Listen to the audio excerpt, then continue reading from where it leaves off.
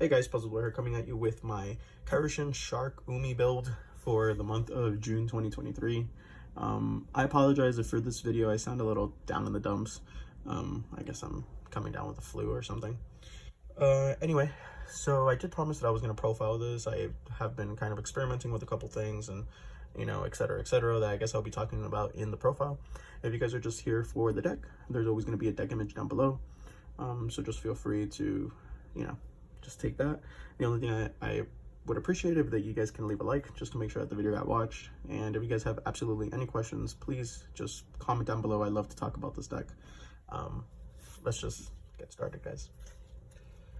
For the Umi cards, we're playing 3 Ocean Dragon Lord Kairyu-Shin. I mean, this card does everything that you want for, you know, it's kind of incredible the fact that this card came out last year and somehow it's still such an insanely ridiculous card. It's a goes in match on legs. So essentially, as soon as it touches the board, your opponent has to, you know, choose and send whatever you get. They can only control 1 non-water monster. That's for both players. This has a really good matchup against Vanquish Soul. I mean, it's just really good. It's really, really good. So, 3 Kairyu-Shin. Please keep in mind, well, I guess I'll go over that when I show everything off. So, 3 Electric Jellyfish is like his partner in crime. Electric Jellyfish is your semi-omni negate, meaning that it can negate a spell or a monster effect, and then it gains 600 attack and defense. So please keep that in mind. Just like all Umi monsters, they have Umi effects and then non-Umi effects, meaning Kairyu-Shin's non-Umi effect, while Umi is not on the board, lets you once per turn search a spell or trap that mentions a Sea Stealth, Umi, or a Kairyu-Shin from your deck to your hand. So it kind of searches out your entire engine. Electric Jellyfish lets you send an Umi from your deck or hand as cost, or I believe even the field, as cost to special summon a water monster from your hand. And then obviously their Umi effect is Omni Negate, and this one is Goes in Match. Okay, so pretty good card, pretty good cards overall, to be honest. I know I'm gonna get asked which build I think is better, either Sharks or pure control. To be honest with you, I'm a little biased on the control because I feel like I brick a lot less, and just even if I don't see my main engine pieces, I can still control the board long enough that I can get Kairyu-Shin out and just kind of control the game from there.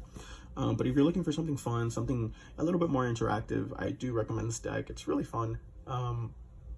There's a lot of things that you can do with this deck. I mean, you can add a bunch of awesome tech cards and stuff. It's a really good deck.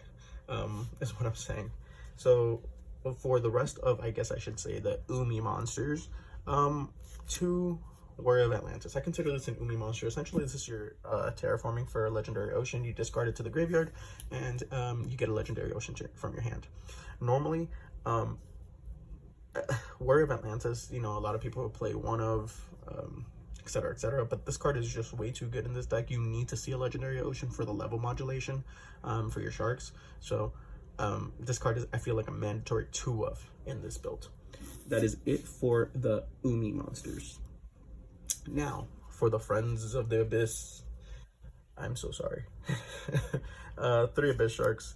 Abyss Shark is the best shark. Essentially, all the sharks let you special summon themselves if you control water monster, and they all have their kind of quirky effects.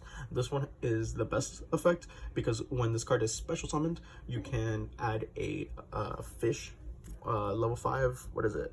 You can add 1 level 3, 4, or 5 fish monster from your deck to your hand, and for the rest of the turn, you can only special summon water monsters, which that's not a problem. So essentially, you special summon this, and this special summons, this searches out all your other shark engines from your deck to your hand. We are running 2 Dream Sharks and 1 Crystal Shark. Like I said, these essentially just special summon if you control a water monster on the field. So you're always going to control a water monster, meaning that there are always free special summons. If you were running Gameciel, I guess this effect is relevant of Crystal Shark because it lets you target a water monster on the field, half its attack, and then special summon it. But to be honest with you, I'm not running Gameciel in this build because I feel like I don't want to brick too much. I want to be able to play the game. I don't want to see a handful of sharks or a handful of useless cards, I want to be able to set up my Kairyu-Shin with maybe a totally awesome to protect it. So yeah, so this is kind of the little shark engine that I'm running. I'm running 6. I think that's like the perfect dream number.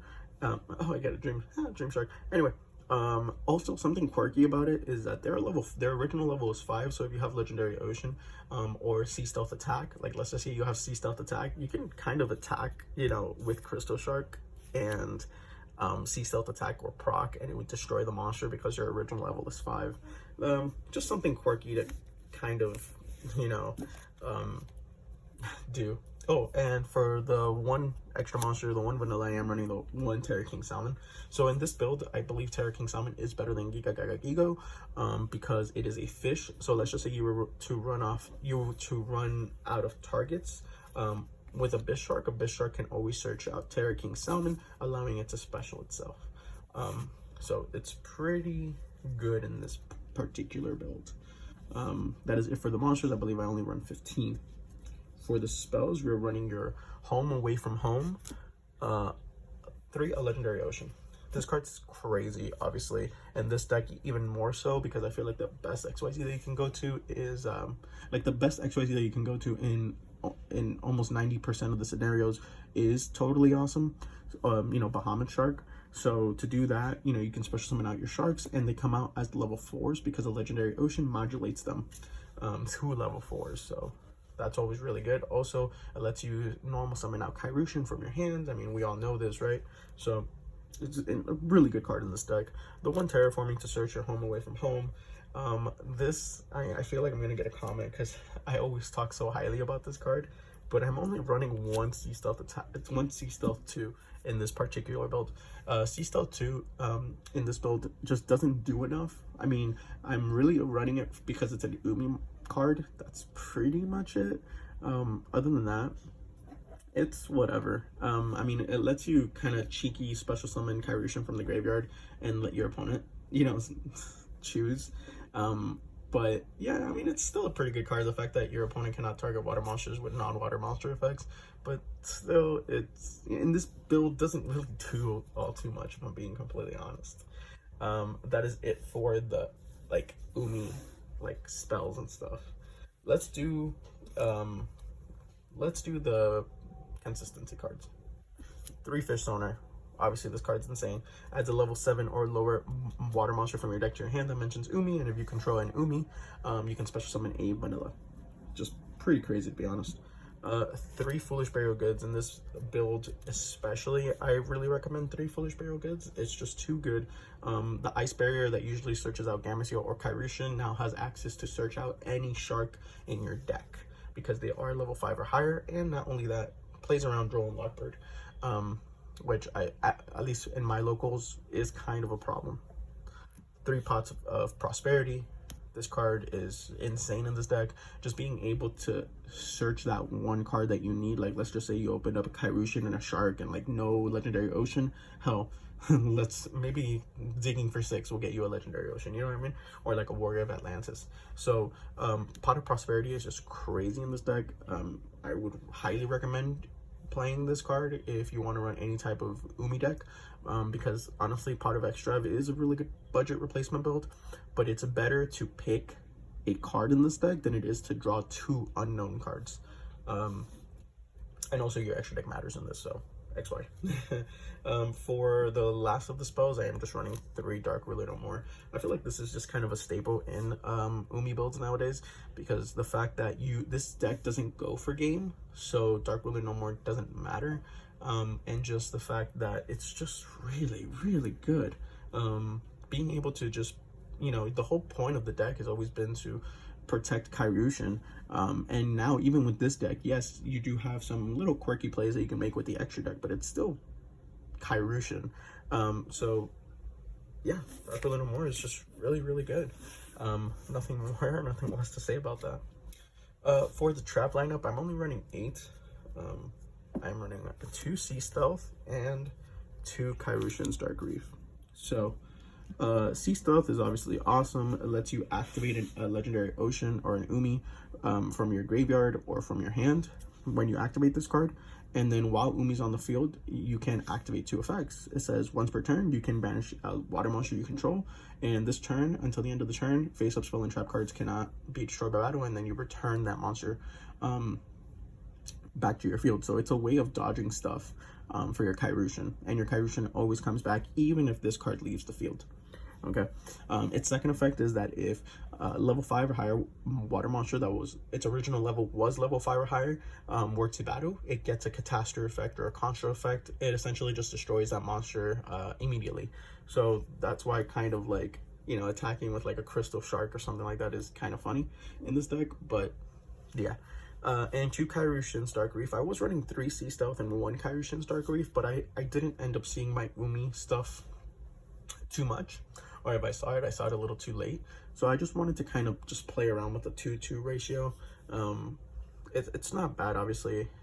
In tangent with like Sea Stealth or, you know, Sea Stealth 2. You can send an Umi and to the graveyard and then special summon out 2 water monsters that you know, mention Umi. And if your opponent controls a monster, you can special summon out a vanilla from your deck or hand. So, pretty good. For the rest of the traps, I am running 2 Ice Bears.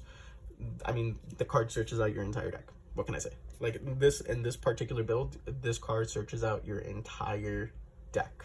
It's just really good. So, please keep that in mind. Essentially, you Foolish Burial this, and then you dump any level 5 or higher water monster from your deck, and then you just add any water monster from your graveyard. It plays around draw, because you technically didn't add a card from your deck to the hand. So at my locals, I've had that situation. So keep that in mind. Don't forget, don't get cheated. And for the last of the 2 traps, I am running a 2 Gozen match. So this, I wanted it to be evenly, but I feel like I always put evenly in like every build. So I was like, you know what, let me play with something different. I thought the Gozen match was actually kind of cool because I believe a gentleman commented in my previous Umi build that Gozen match is so that they cannot tribute over Gamma-Seal. So like a Lava Golem or something like that, because you can only control 1 type of monster. So I thought that was pretty nifty. I was like, oh, right, of course. Still, 2 Gozen match is not bad. Going first, I mean, it's pretty good because you technically have Gozen match and a Gozen match in Kairyu-Shin. But, you know, going second, it also breaks boards. You know, so it's really not that bad. Or, I mean, it forces a negate at least. So that is it for the deck. There's a lot of stuff that you can do in this deck. Like, I really kind of wanted to run a 1-of Rage of Kairyu-Shin. Because you run so many level 5 or higher water monsters, it's really, really good just to kind of lock your opponent out of their monster zones or like their extra monster zone. That's kind of nuts in my head. I did play test it and it was pretty good, but I really didn't want to go over 40. The deck has really, like, there's a lot of room for a lot of really good cards in this deck. So if you guys have any like suggestions or stuff for me to try out, please let me know. I mean, like I said, I love to talk about this deck. So for the extra deck, guys, it is incomplete because of 1 card. I know I have it, I just can't seem to find it in the deck image. It will be the first card that pops up. If you guys don't know what it is, it's Nash Knight. So just keep that in mind. Again, I apologize, I don't know where it is, but let's just get to the extra deck. I am playing 2 Bahamut Sharks, 2 Totally Awesomes. These are like 90% of the time where you're going to be ending on. Your ideal board would be a Kairyu-Shin, an Electric Jellyfish, a Bahamut Shark, and a Totally Awesome. Just having 2 Omni Negates in the form of Toad and Electric Jellyfish is just crazy. Obviously, Toad adds a water monster from the graveyard back to the hands. So what I usually do is, obviously, if I with Bahamut Shark, right, I normally you know, especially in the Bahamut Shark, usually via a shark monster, right? Let's say Abyss Shark, right? I detach the Abyss Shark, go into Totally Awesome. I negate whatever my opponent does. Totally Awesome's effect activates to grab my Abyss Shark back from the graveyard to my hand. There you go. Next turn I have another XYZ play. So that's really good. Just the deck being able to do that. So 2 Toads, 2 Bahamuts. For kind of like the whole gimmick of this deck, why it's good, I am running the 1 Nash Knight. Please do not forget that. That's very important for this. 1 Nash Knight, 1 CXYZ Nash Knight. the number 101 Silent Honor Arc and the 1C101 Silent Honor Dark. This is just really good. This right here. So Nash Knight essentially states that it can't be destroyed, you know, if there's a number monster on the field. It lets you detach 2 to attach a number monster from 101 to 107, if I believe, to it, and then it lets you like non-target attach a monster on the field to that monster. That's really, really good. So obviously you're gonna attach 101 Silent Honor Arc to that. You're gonna keep that one attached, right? And then Nash Knight lets you overlay itself using Nash Knight as a material, and then this card lets you essentially detach a XYZ material to special summon out C101 Silent Honor Dark. And while C101 Silent Honor Dark has number 101, you always want to keep this attached, by the way, always. Do not forget that.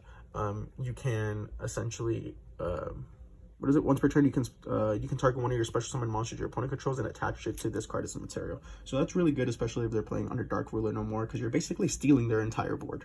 So please keep that in mind, you know. And yeah, don't forget Nash Knight. Okay, so technically I'm going to be showing you guys 14 cards, but there's 15. For the rest of the XYZs, honestly, it doesn't really matter too much. I am running the 1 Abyss Dweller, the 1 Cowboy for Game XD, and I am messing around with the Utopia cards, because why not?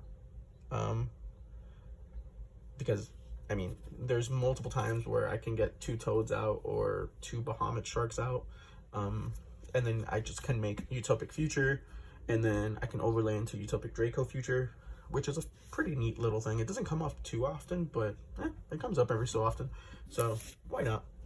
By all means, this extra deck is very malleable to whatever you can make.